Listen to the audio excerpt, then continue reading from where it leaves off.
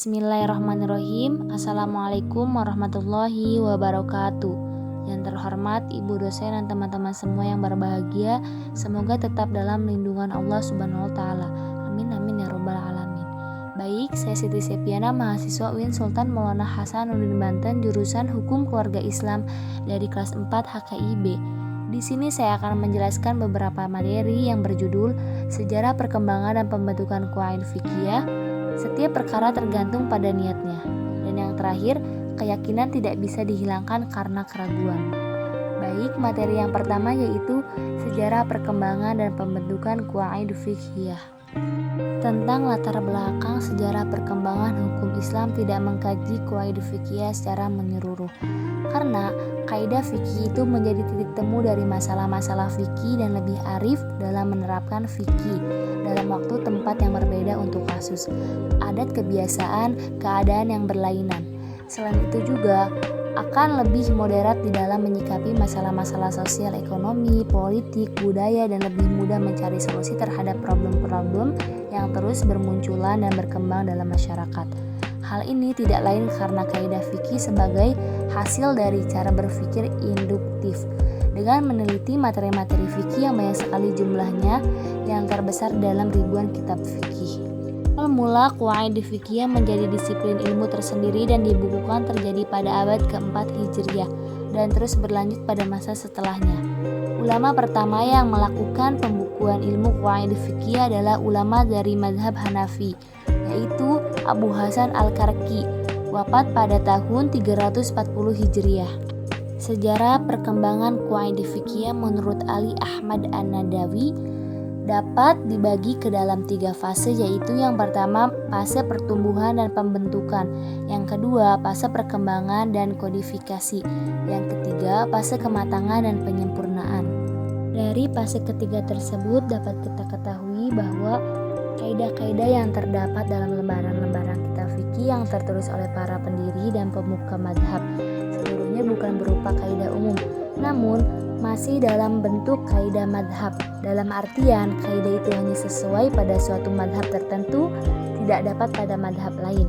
Sebagai besar kaidah yang dibukukan pada abad-abad belakang atau yang sekarang ternyata telah ditemukan oleh para ulama sebelumnya dengan redaksi yang berbeda. Qawaid fikih terbentuk menjadi sebuah disiplin ilmu tersendiri secara berangsur-angsur. Di samping itu, dalam pembuatannya pun para fuqaha membentuknya secara bertahap. Pada awalnya hanya berupa pemikiran tentang suatu persoalan. Kemudian setelah pemikiran tersebut mantap, baru mereka membentuk menjadi sebuah kaidah. Sejarah perkembangan qawaid fiqhiyah dibagi ke dalam 3 periode, yaitu periode Rasulullah SAW, periode sahabat, periode tabi'in. Sedangkan proses pembentukan atau pembukuan qawaid fiqhiyah terbagi dalam 2 masa proses. Yang pertama masa perkembangan dan yang kedua masa pembukuan. Masa kematangan dan penyempurnaan pengkodifikasian ilmu qawaid fiqhiyah mencapai puncaknya ketika disusun oleh Al-Mazalah Al-Ahkam Al-Adiyah pada abad ke-13 Hijriah oleh komite ulama pada masa Khalifah Al-Ghazi Abdul Aziz dari dinasti Umayyah. Materi selanjutnya yaitu setiap perkara tergantung pada niatnya. Al-Qawaid merupakan bentuk plural dari kata qaidah.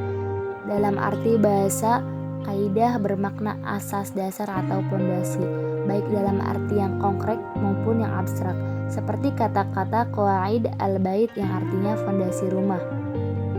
Qawaid artinya dasar-dasar agama. Qawaid al-ilma artinya kaidah-kaidah ilmu. Qawaid fiqhiyah merupakan satu materi ilmu yang memiliki faedah dan peran yang sangat besar dalam menganalisa hukum dari beragam perumpamaan sehingga mempermudah penetapan putusan hukum bagi seseorang mujtahid. Apapun perkara yang terjadi itu tergantung pada niatnya di kalangan mazhab Hambali, bahwa tempat niat ada di dalam hati, karena niat adalah perwujudan dari maksud adalah hati. Kaidah ini membahas tentang kedudukan niat yang sangat penting dalam menentukan kualitas ataupun makna perbuatan seseorang. Apakah seseorang melakukan perbuatan itu dengan niat ibadah kepada Allah, dengan melakukan perintah dan menjauhi larangannya, ataukah dia hanya niat karena Allah, misal karena ingin dipuji oleh seseorang. Kaidah setiap perkara tergantung niatnya namanya al-umuru bimaqasidiha, merupakan kaidah yang memiliki arti luas. Kaidah ini terkait dengan semua aktivitas manusia, baik perkataan maupun perbuatan. Kaidah ini juga membahas tentang konsekuensi atas setiap perkara. Kaidah tentang niat ini merupakan yang terpenting dan sangat mendalam maknanya dibanding kaidah-kaidah lain dalam fikih Islam. Pada dasarnya, hukum kaidah ini setiap perkara tergantung pada niatnya berlandaskan pada Al-Quran dan hadis yang ternyata mendapat legitimasi. Materi yang terakhir adalah keyakinan tidak bisa dihilangkan karena keraguan. Keyakinan dapat diartikan sebagai suatu kepastian atau prasangka yang kuat terhadap sesuatu hal yang dikerjakan. Dan keraguan hanya semata-mata kebimbangan tentang apakah prasangkanya sama kuat atau ada yang lebih kuat. Dalam kehidupan sehari-hari, ada saja peristiwa yang sering kita alami mengenai keragaman dalam menjalankan suatu perkara.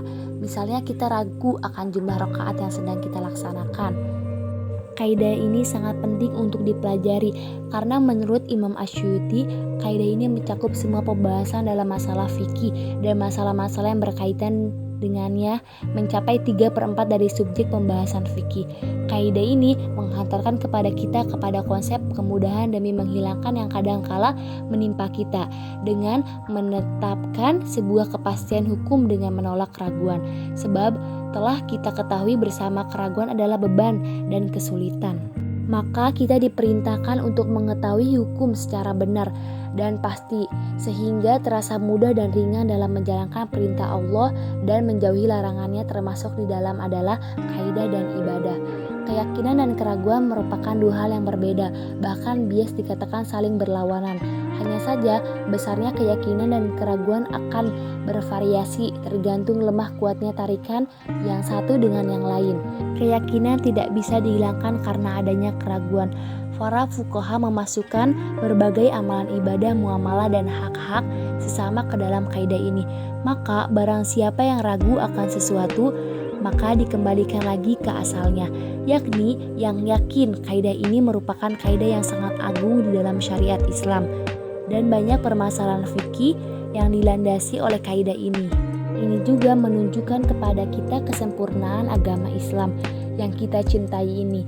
Apabila kita menerapkan kaidah ini, maka kita akan semakin yakin bahwa Islam adalah agama yang membawa rahmat bagi semesta alam.